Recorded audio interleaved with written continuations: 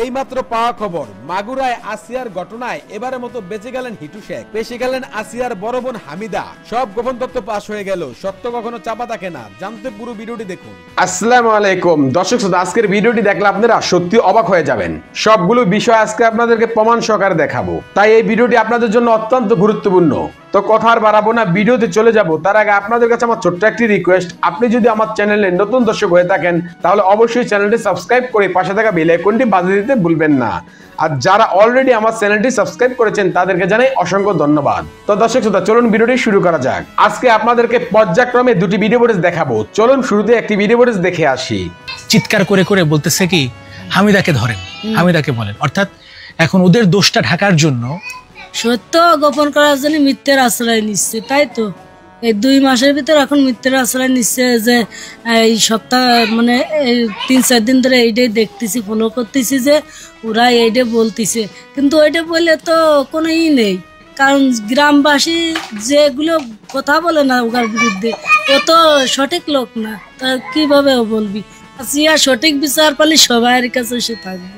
ডাক দেওয়ার পরের ডাকে আমি জানলাম যে আমি তোমার আম্মু, তখন অল্প একটু স্লাইড যোগ করে দিয়েছে, পানি ছেড়ে দিছিলাম আর আসিয়া। এই শেষ দেখা। আপা মানে কি অবস্থা বলেন তো এখন? মানে যাতে আর কোনো আসিয়ার মার কোল, আসিয়ার যে একটা স্বপ্ন আশা ছিল, ধরুন সেটা তো ওর থেকে আর কেউ পাবি না। আর স্বপ্নটা ভেঙে হেলাইছে, তো ওর এমনভাবে মারবি যে ও সারা জীবন, ওর মা কান্দে, ওর বউ কান্দে, ছেলে মেয়ে কান্দে, যে কিভাবে আসিয়ার কষ্ট দিয়ে মারছে, ঠিক সেইভাবে ওর কষ্ট দিয়ে মারবি। এটাই হলো আমার সরকারের কাছে চাওয়া, জনগণের কাছে চাওয়া। আর এই যে 3টা আসামি আছে, এরাও তো সহযোগিতা করছে। এখানে সর্বোচ্চ শাস্তি যেটা, সেটা যেন সরকার দেয়, যাতে এরা শাস্তি সারা পায়, যাতে আর এরকম যাতে কাজে জড়িত না হয়। আপনার তো আদালতের প্রতি বিশ্বাস আছে, আস্থা আছে, আইনের প্রতি। আপা, আসিয়া তো নাই। আসিয়াকে যেভাবে নির্যাতন করা হয়েছে, যেভাবে ধুকে ধুকে মরলো জীবন দেখার আগেই, মানুষ তো একটু বড় হইলে, আসার আগেই, হ্যাঁ, ও জীবনটারে শেষ করে একেবারে। এই যে আসিয়ার কবর আমরা দেখে আসলাম, কবর জিয়ারত করে আসলাম। আপনি যান কবরে? আমি 2 দিন গেছি। আচ্ছা, যাইনি, সহ্য করতে পারিনি আমি। তাহলে দেখেন, আপনি সহ্য করতে পারছেন না। পুরো বাংলাদেশের মানুষ আন্দোলন করছে, সংগ্রাম করছে আসিয়ার জন্য। তাদেরও প্রত্যাশা যে, এবং উদাহরণ যেন হয়, যেন আর কোনো মায়ের বুক যেন খালি না হয়, যাতে ভয় পায়। আর এরকম যারা এই যে সব কাজ করে বেড়ায়, এরা ভয় পায়, সতর্ক হোক, ওই একটারে দে সতর্ক হোক, যাতে আর কোনো নারীদের সাথে যাতে এরকম কোনো খারাপ ব্যবহার না করে। এই যে কয়েকটা দিন যে 29 জনের সাক্ষী হয়েছে, আপনারাও সাক্ষী দিয়েছেন, হাবিবা বা আরো যারা, ওদেরও আশপাশে প্রতিবেশীরা সাক্ষী দিয়েছে। এই সাক্ষীতে আপনি সন্তুষ্ট বা কথাবার্তায়? জি, আমি সন্তুষ্ট। কারণ যে যেটা সঠিক দেখেছে সেই সেটাই বলেছে, এর ভিতর কোনো তো মিথ্যে কিছু নেই। আমি খুশি। আপা, আপনি তো একদম সঙ্গে সঙ্গে ছিলেন যখন তারেক রহমানের সঙ্গে কথা বললেন, তখন আমি ছিলাম ঢাকা মেডিকেলে, ভিতরে ছিলাম। তারেক জি আপনার সাথে কথা বললো, আমি তখন মানে একেবারে শুরুর থেকে আসিয়ার কষ্ট, আসিয়ার দুঃখ, আসিয়ার কান্না, আসিয়ার ছটফটানি যেটুকু হয়েছে আপনি কিন্তু দেখছেন, আপনি কিন্তু বুঝছেন। মানে ওই সময়টা আসলে আপনার, মানে আপনি কি দেখছিলেন, বা ওকে কোনো কিছু বলে যেতে পারছে আপা? না, আমার সাথে কথা বলিনি। তবে 3 দিন আগে মানে হাত পা একটু লড়াইছিল সিএম একটু, তা তখন আর কি সিএম এর অফিসার আমাকে বললে যে তুমি ডাক দাও তোমার মনিরে।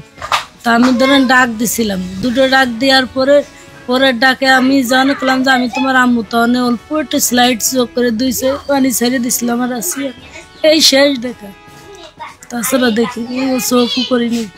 ও আচ্ছা, তার মানে কথা বলতে পারেনি? না, কথা বল চোখ করেই তো দেখতে পারিনি, তাও কথা বলবে কি? ওর এই পুরো গলাটা মানে লাল মাংস বাইরে গা হয়ে গেছে। আপা, মানে অনেকে কি করতেছে এখন জানেন? অনেকে যেমন আদালতেই হিটু শেখ, রাতুল না, সজীব চিৎকার করে করে বলতেছে কি, হামিদাকে ধরেন, হামিদাকে বলেন। এই 2 মাসের ভিতর এখন মিথ্যের আশ্রয় নিচ্ছে, যে এই সপ্তাহ মানে 3-4 দিন ধরে এইটাই দেখতেছি, ফলো করতেছি যে ওরা এইটা বলতেছে, কিন্তু ওইটা বললে তো কোনো নেই। কারণ গ্রামবাসী যেগুলো কথা বলে না ওর বিরুদ্ধে, ও তো সঠিক লোক না, তা কিভাবে ও বলবি?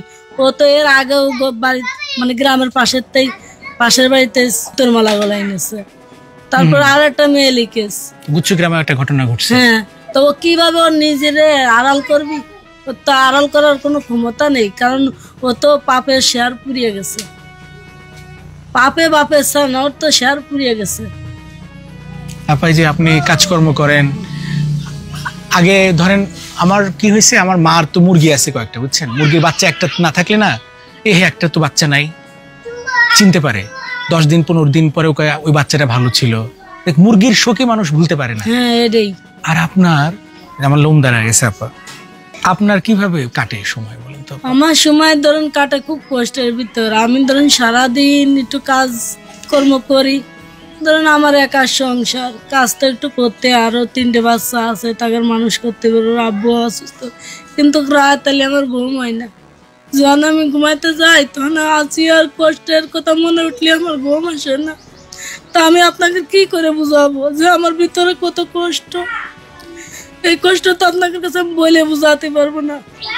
আপনার কি মনে হয় যে আদালত বা আইনজীবীরা ওদের পক্ষে তো আসলে কেউ নাই? না, আমার বিশ্বাস আছে তাদের প্রতি, আইনের প্রতি বিশ্বাস আছে যে তারা সঠিক বিচারই করবে, কারণ সবাই তো সন্তান আছে, মা বোন আছে, সবাই এমন কেউ নেই যে আমার আসিয়া জানি কাঁদিনি, খালি আমি মা না, সবাই। না, আসিয়া তো আসলে পুরো বাংলাদেশের হয়ে গেছিল। হ্যাঁ, অবশ্যই এটা ভালো কথা বলছেন যে মরে যেও সবার মধ্যে বেঁচে আছে। আপা একটু শেষ করে দেব, আমি আপনি মা, আপনার কষ্ট দিতে চাই না, আমি শুধু এইটুকু জানতে চাই, 3টা সন্তান আছে আপনার এখন, হামিদা, হাবিবা, আলামিন, কিন্তু আসিয়া সন্তান তো সবই সমান, এবং একজন না থাকা 3জন থাকলেও অনেকে বলে কি 3টা আছে একজনে ভুলে যাওয়া, এটা তো না, ভুলে যাওয়া যায় না, ভুলে যাওয়া যায় না। তবে আসিয়া চাল চলন মানে কিতা কায়দা সব অন্যরকম ছিল, ভিন্ন ছিল। যেমন ও কথা বলতে একটু তুতলা ধরনের, এর কারণে সবাই ওর বেশি ভালোবাসতো। লেখাপড়াও ভালো ছিল, স্যারেরা ওরে খুব ভালোবাসতো। আর ও বাপের সাথে আপনি আপনি করে কথা কয়, আমার সাথে আপনি আপনি করে কথা কয়। ওর স্বভাব অনেক রকমটাই পাল্টিয়েছিল গেছে, এই কারণে ওর অতিরিক্ত সবাই ভালোবাসত। আর চালাক ছিল অতিরিক্ত, আচ্ছা, বুদ্ধি ছিল বেশি। মানে আপনার সব মেয়ের মধ্যে ওর ছিল বুদ্ধি বেশি? ওর বুদ্ধি বেশি ছিল। আল্লাহ পাক জানি না যে রকমের সৃষ্টি হয়ে আছে, আমি কোনোদিন বুঝতে পারিনি যে ও এই বয়সে চলে যাবে এইভাবে আমার বাইরে, কোনোদিন টের পাইনি। আচ্ছা, কি ধরেন, কিন্তু ও জন্মের পরে খুব ভাগ্যবতী ছিল।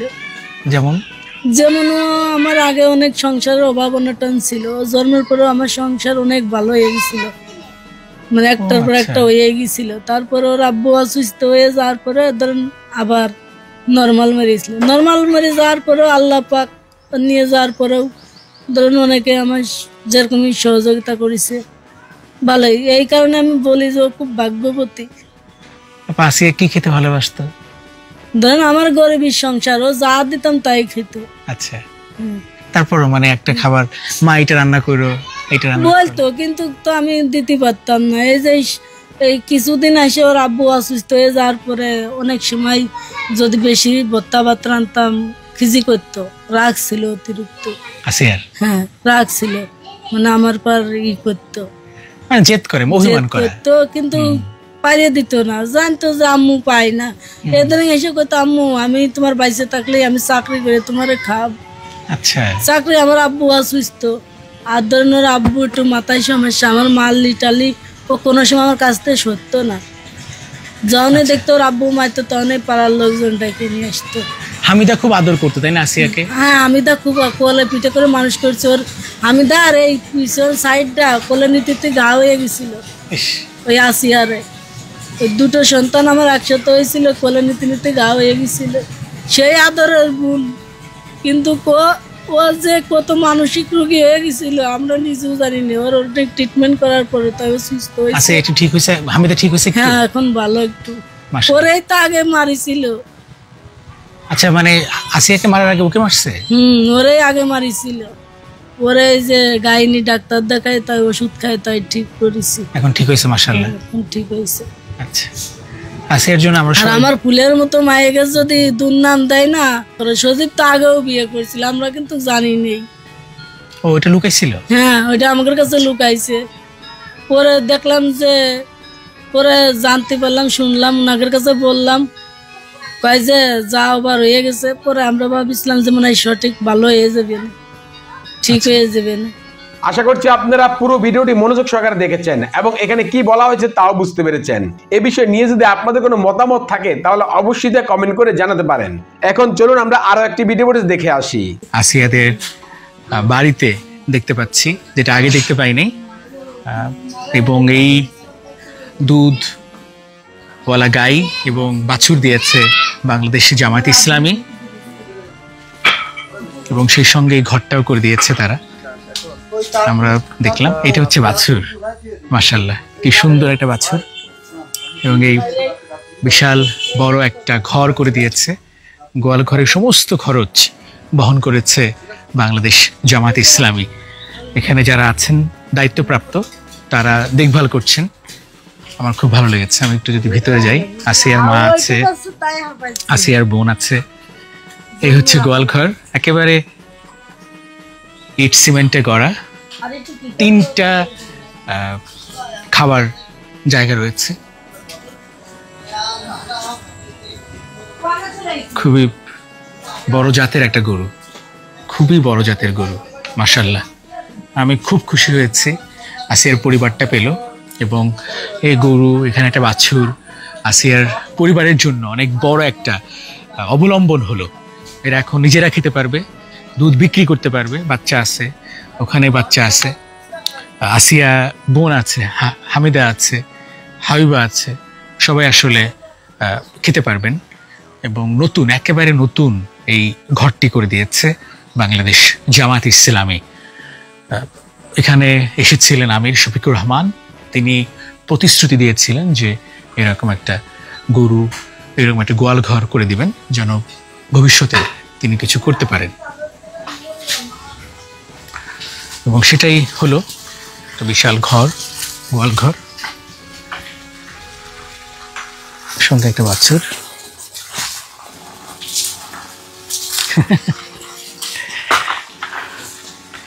খুশি আছে, খুশি হাবিবা? মাশাআল্লাহ। যাচ্ছি, টাটা, থাকো। হ্যাঁ, আল্লাহ হাফেজ। ভাই, আমরা শুনতে পেয়েছি আসিয়ার পরিবারের পাশে বাংলাদেশ জামায়াত ইসলামী দাঁড়িয়েছে, আর্থিকভাবে দাঁড়িয়েছে। একটা বিশাল অস্ট্রেলিয়ান গরু দেখতে পাচ্ছি এবং একটা গোয়াল ঘর দেখতে পাচ্ছি। আপনার নামটা কি পোস্টে আছেন এবং পুরো ব্যাপারটা কিভাবে ঘটলো, কি দিলেন? এটা আমরা মাগুরা জেলা শ্রীপুর উপজেলা বাংলাদেশ জামায়াত ইসলামের পক্ষ থেকে, এবং আমি হচ্ছে মোহাম্মদ শাহজাহান। আমি বাংলাদেশ শ্রমিক কল্যাণ ফেডারেশন ট্রেড ইউনিয়ন সভাপতি শ্রীপুর উপজেলা শাখার। এখানে আপনারা জানেন যে এই মর্মান্তিক ঘটনায় আমিরে জামাত ডক্টর শফিকুর রহমান আসছিলেন। এখানে আসে ইনাদেরকে আশ্বস্ত করে গেছেন যে এই ফ্যামিলিকে, এরা আসলে অসহায় দরিদ্র ফ্যামিলি, মানে এদেরকে এমন কিছু করে দেওয়া হবে যাতে এরা মানে কিছু করে খাইতে পারে। এই জন্য আমিরে জামাত বলে গেছেন যে একটা গোয়াল ঘর করে দেবে এবং একটা গাভী কিনে দেওয়া হবে। তা গাভীটা আজকে দিয়েছেন এবং গোয়ালটা আপনারা দেখতে পাচ্ছেন যে এইভাবে আমরা প্রস্তুত করে দিয়েছি। আমাদের মাগুরা জেলা আমির অধ্যাপক এমবি বাকের ভাই আসছিলেন আজকে, উনি আমরা আগেও আসছিলেন এবং উনি প্রতিনিয়ত এই মহিলার সাথে কথা বলেন এবং খোঁজখবর রাখেন যে তার কী অবস্থা, বিষয় আশায়।